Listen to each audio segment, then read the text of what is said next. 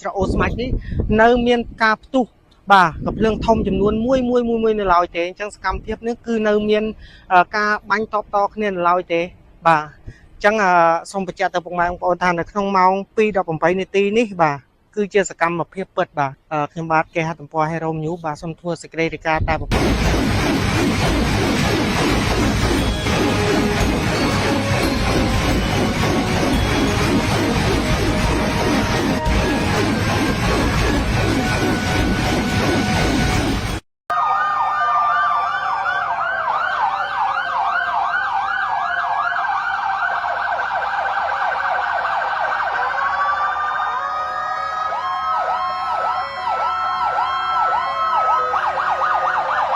សម្ដៅដល់គោលដៅជនស៊ីវិលនិងទីកន្លែងស៊ីវិលនោះទេ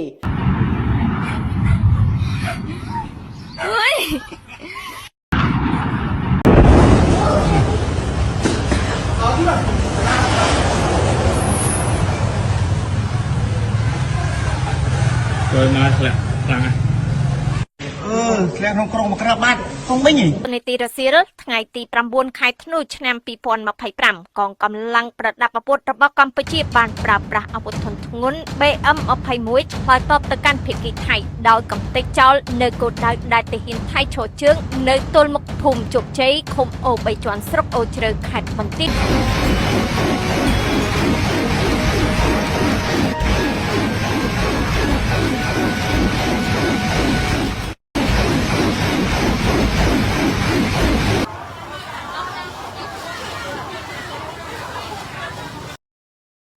សួស្តីប្រិយមិត្តកាសែតថៃ The Nation រាយការណ៍ថាកងកម្លាំងយោធាថៃ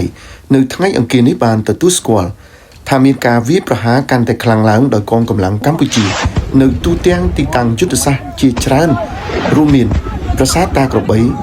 ចុងបុកចុងអានម៉ាជាពិសេសគឺតំបន់ភ្នំទ្របនិងប្រាសាទតាម៉ុនធំនិងទីតាំងភូមិភាគទី 2 របស់កងទ័ពថៃរងការបាញ់ផ្លោងជាបន្តបន្ទាប់ពីកំភ្លើងបាញ់រ៉ុកែត BM21 និងយន្តហោះគ្មានមនុស្សបើកកាម៉ៃកាហ្សារបស់កម្ពុជាអ្នកនាំពាក្យរូបនេះថាកងទ័ពកម្ពុជាបានខិតខំប្រឹងប្រែងដើម្បីវាយកាន់កាប់និងដណ្ដើមយកទីតាំងទាំងនេះមកវិញ